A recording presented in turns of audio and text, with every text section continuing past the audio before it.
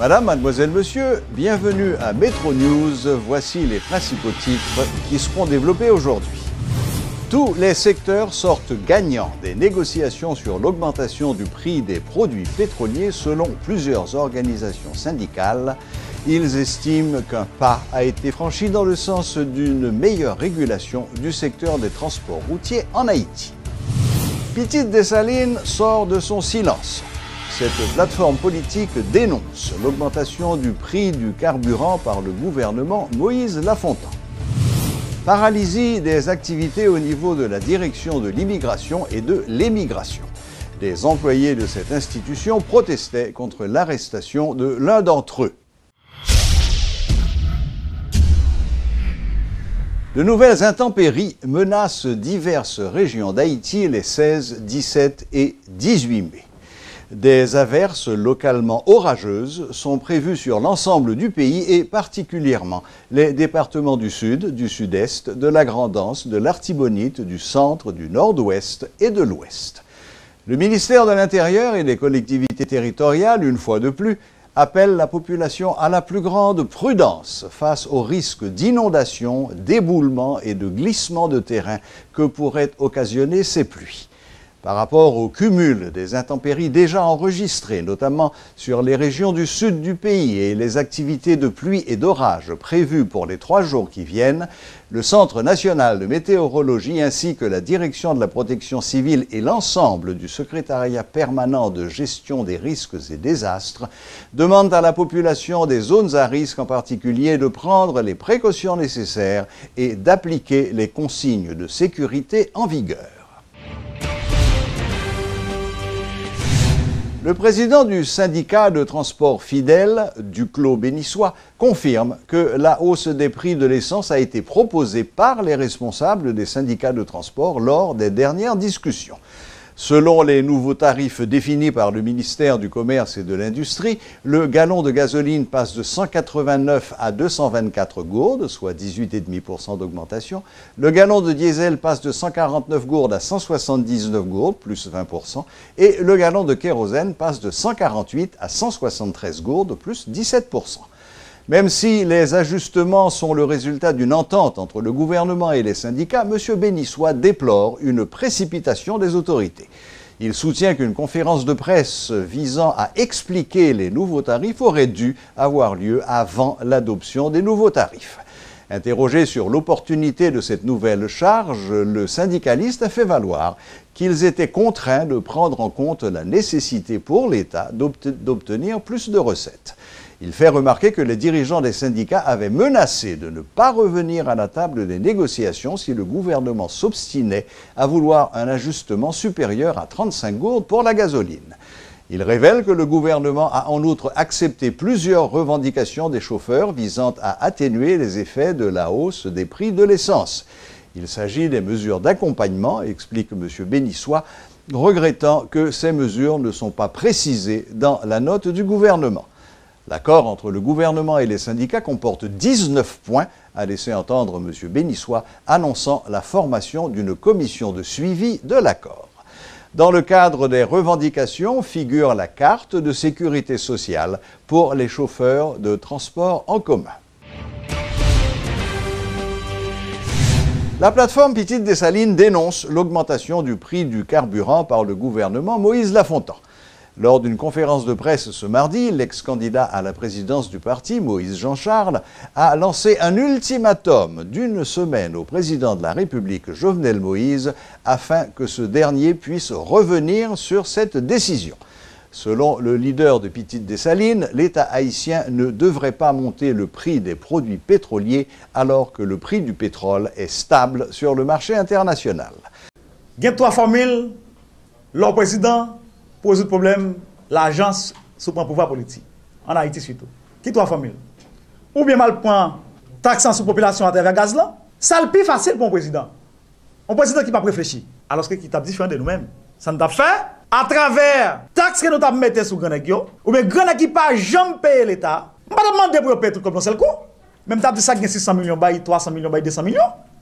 Mais faut pas prendre tout la main avec du riz. Dans notre famille encore, nous avons utilisé tout moyen. Les gens qui ont volé l'argent, M'a même besoin de nous l'arrêter non. Eh bien moun ça ou commencer saisir bien ou commencer saisir l'argent ou gain. Et troisième bagaille, qui n'a continué à travers frontière là, son milliard de dollars mais que nous presque pédi là oui. Son milliard de dollars nous presque pédi dans frontière pays. Eh bien nous mettre l'autre dans frontière pays. Ça pour Jovenel faire, pas qu'à sécurité pour mettre derrière de pour ça la mettre dans frontière pour moun qui traverse avec gaz. Yo dit gaz dans la République dominicaine non, le plus cher par rapport à nous-mêmes. C'est pas vrai mais pas cher. La République dominicaine Venezuela bail gaz là à $1.20 et on gaz de plus bonne qualité parce que nous. Alors c'est nous-mêmes en Haïti, Venezuela bail nous gaz là à $0.71. Imaginez, baril pétrole là qui 42 gallons là-dedans, oui. Combien baril là vend? 46 $. Oui. N'importe qui monde. 46 $, oui. Pour 42 gallons, ou à diviser par 46, ou à combien il fait? Ça veut dire que ça, nous avons souhaité que moun ça va répéter ça encore. Tout ça a dit, il n'y a pas de discours aujourd'hui. Il n'y a pas de parole aujourd'hui. Le professeur Amaury-Joseph Noël de la Coordination nationale de la société civile haïtienne déplore que les organisations de la société civile organisées aient été tenues à l'écart des négociations sur l'augmentation du prix des carburants. Il estime également qu'une catégorie sociale particulièrement concernée a été oubliée par les négociateurs, celle des usagers de la route et des transports en commun, dont l'expertise aurait pu être utile selon lui. Amaury-Joseph Noël se dit opposé aux manifestations de rue d'élèves, d'étudiants ou de professeurs, même s'il dit reconnaître le bien fondé de leurs revendications. Le professeur estime qu'il existe d'autres moyens pour protester sans perturber la vie publique.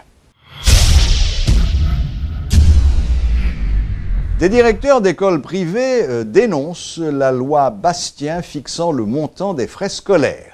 Marie-Marguerite Clérier, présidente de l'Association professionnelle d'écoles privées, Marc-Anthony Alix, président du consortium des organisations du secteur privé de l'éducation, et l'ancien ministre de l'Éducation Charles Tardieu estiment que le texte publié au début de l'année est en contradiction avec la Constitution et porte atteinte aux droits des propriétaires d'écoles non publiques.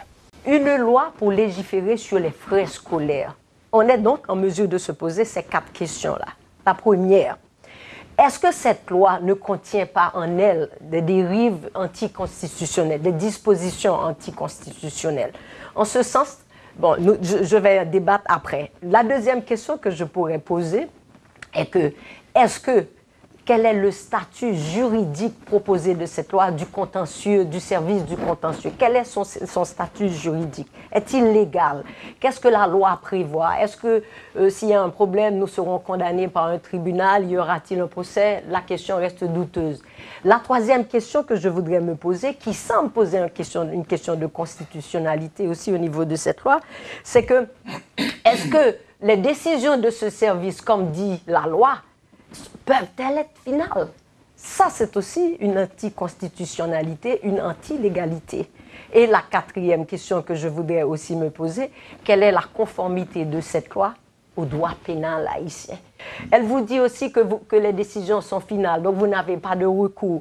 Et elle ne met même pas les garde-fous, parce que quand même, personne ne peut être condamné par la loi sans qu'il n'y ait comment dirais-je, sans que la loi ne l'ait déjà stipulé. Il faut qu'il y ait, comme on dit, il faut que dans le code pénal, il soit stipulé que telle pénalité sera prise à l'encontre de telle personne. Or, la loi ne le stipule. Il vous dit que c'est vous qui empêchez aux enfants d'aller à l'école. Or, dans un pays où la demande d'éducation est très élevée, il y a des pays, vous savez, l'État paye les parents pour envoyer leurs enfants à l'école. Il leur donne une sorte d'indemnité pour qu'ils envoient leurs enfants à l'école. Alors que ici, chez nous, les parents, même les plus pauvres, sont demandeurs d'éducation. Et l'État ne met pas suffisamment d'écoles pour les parents, pour les enfants. Et en même temps, le secteur privé, à partir du décret de 1974, eh bien, il a été dit que le secteur privé peut ouvrir des écoles en attendant que l'État crée des écoles publiques, c'est depuis 1974. Donc vous imaginez, ça fait déjà 4 décennies et quelques années en plus. Jusqu'à présent, ces écoles manquent. L'État haïtien s'engage à fournir l'enseignement gratuit à tous les écoliers haïtiens, quelles que soient leurs origines sociales, économiques ou quoi que ce soit. Maintenant, on va me dire, ah, ça coûte cher. Oui, c'est vrai, ça coûte cher, mais l'État haïtien actuellement a cet argent-là. Depuis 2011, l'État a l'argent. Et d'où ça vient? Eh bien, cette loi du FNE, l'argent qui est pris sur les transferts et sur les appels, fournit aux caisses de l'État haïtien 102 millions de dollars par an. Selon vous, on devait utiliser cet argent ou c'est le de l'argent, canaliser c'est une taxe. Donc, l'État détient les fonds nécessaires pour remplir ses obligations. C'est une taxe prise sur les citoyens haïtiens vivant à l'étranger pour financer l'éducation. Or, la BID et le gouvernement haïtien ont estimé en 2010-2011 qu'on avait besoin en Haïti d'environ 100 millions de dollars par an pour fournir l'école gratuite à tous les écoliers haïtiens de l'enseignement fondamental. Donc, on a 102 millions par an. Donc, on a amplement l'argent pour financer la scolarisation gratuite. Les activités étaient paralysées au bureau de l'immigration et de l'émigration suite à l'arrestation d'un des employés de cette institution. En réaction, ses collègues de travail ont organisé un mouvement afin de protester contre cette décision. Le directeur du ministère de l'Intérieur a, de son côté, demandé aux employés de reprendre le travail. Fenel Monchéry annonce qu'il prendra des dispositions légales dans le but de permettre à l'institution de recommencer à fonctionner normalement. Généralement, lorsqu'on réclame des documents qui sont passeports, le cas échéant, c'est le bagage de besoin pour urgence, maladie, funérailles, études, voyage. Donc, nous sommes dans une situation de blocage total. Nous-mêmes, au niveau du ministère de l'Intérieur, nous avons fait des marches. Nous sommes venus rencontrer employés un seul jour, à 2 reprises. Nous rencontrons avant, nous rendons au bureau de CPJ, nous retournons encore pour les comptes rendus et jusqu'à date, et employés toujours gardé arrêt travail. Après que des personnes, et spécialement ou employés du ministère de l'Intérieur, les fins impliqués dans le fait que y reproché au niveau de DCPJ. Donc, employé ça gagné pour le déférer par devant la justice. Et nous-mêmes, au niveau du ministère de l'Intérieur, nous faisons appel à tout employé dans un délai tout court pour être capable de reprendre le travail en dedans bureau immigration. Et d'autant plus que les bureaux régionaux y a fonctionné de façon à plein rendement. Donc, dans ce sens, ça, il y a une urgence pour que le travail qui est bloqué dans l'immigration et l'immigration capable de reprendre et nous sommes deux quantité de monde qui est bloqué, qui pas joindre documents de voyage qui c'est un passeport. Donc, après plusieurs rencontres que nous faisons, nous exigeons aux employés pour être capables de reprendre l'activité de travail parce que cas ça n'est pas relevé de l'immigration, son cas qui est devant la justice. Le porte-parole adjoint de la police nationale, Gary Desrosiers, confirme l'arrestation d'un employé de l'immigration pour son implication présumée dans des activités louches, notamment l'émission de faux passeports. Selon M. Desrosiers, l'employé travaille en étroite collaboration avec un réseau de racketteurs. Les CPJ mènent opération ça au niveau immigration, gagnant 4 personnes qui sont arrêtés pour faux et usage de faux, corruption, association des malfaiteurs au préjudice de la société et de l'État haïtien, c'est Fridolin Benoît, Marie-Violette Bijou Clairvaux, Antonio Lafont, et puis Jean-Ariel Gillot. Lors de l'opération, ça a 11 passeports et 2 cartes d'accès à l'immigration qui saisit. Parmi 11 passeports, nous joignons Madame Marie-Violette Bijou Clairvaux, qui s'est employée depuis des années, peut-être 10 ans, dans l'immigration. Nous joignons un passeport, 47 fiches de réclamation de passeport, et nommé Fridolin Benoît, nous joignons 68 fiches de réclamation de passeport, 2 cartes d'accès qui sont non, et monsieur déclaré tête qu'il a travaillé dans une agence qui est BRPC. Il y a tout 25 000 gouttes que nous joignons nommé Antonio Lafont. D'après elle, son cob il a porté par madame Clairvaux pour qu'elle soit capable de faire passeport pour lui. Et monsieur déclaré tout, depuis 2005, il a fait deal ça avec madame. Et $2000 par passeport. Et 2 faux documents que nous joignons nommés Jean-Ariel Gillot. Alors, ça que nous regardons là, passeport, c'est des passeports que nous joignons nommés. Et mes fiches justement qui pour permettre que nous vienne réclamer le passeport, qui t'a supposé justement et rester au niveau de l'administration. Et parce que sous son passeport, il y a une fiche pour venir réclamer, supposément pour avoir l'administration pour Baoul, on nomme des particuliers. Et avec là, nous joignons 2 documents qu'il faut pour autorisation d'émission des passeports. C'est juste pour mineurs après. Que nous joignons nommé Jean-Ariel Gillot. Et nous avons dit tout. Opération pas prête là.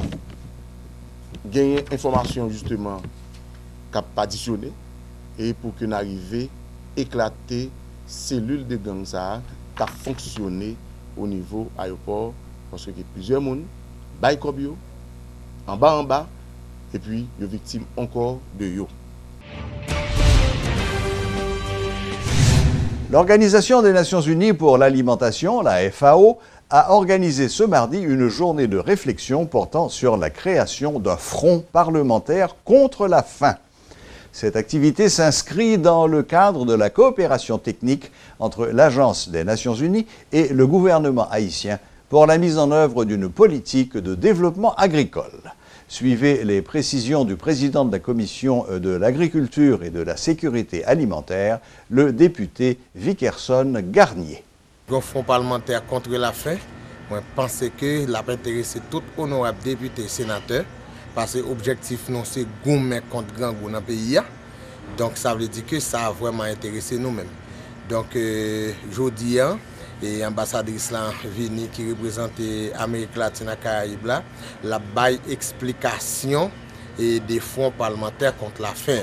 Moi-même, comme président de la commission agriculture, il y a plusieurs présidents de la commission qui là, ensemble, commission permanente qui est au niveau et Chambaslan, président, et avec plusieurs autres collègues députés qui viennent tendre pour qu'ils viennent apprendre de ça, ça veut dire un fonds parlementaire qui portée économique la guerre pour pays, qui portée sociale la guerre pour pays. C'est ça qu'a dit dans l'atelier. Après l'atelier, qu'on est là, nous pourrons le réunir, nous pourrons l'analyser. Après ça, pour nous voir si effectivement il y a la portée pays, nous tous nous pourrons l'embarquer là-dedans. C'est ça nous besoin dans le pays. Même Jean ou le président de la République là, vraiment qui a fait un téléphone au niveau agriculture, c'est vrai, mais non seulement l'État n'a pas fait tout effort sans l'autre secteur pas là-dedans. Et grand pile tout, grand pile l'autre citoyen tout capable entreprendre en pile activité économique et en dans pays. Donc ça veut dire que mettez un fonds parlementaire pour lutter contre grand goût dans le pays, d'après moi c'est une chose qui est vraiment importante. La pastorale universitaire de l'archidiocèse de Port-au-Prince se prépare à organiser son 9e congrès du 19 au 21 mai prochain. Cette activité, qui se tiendra au palais municipal de Delma, se déroulera sous le thème « Migration des Haïtiens, fuite des valeurs intellectuelles ». Suivez les explications du révérend père Franzi Petithomme, directeur de la pastorale universitaire.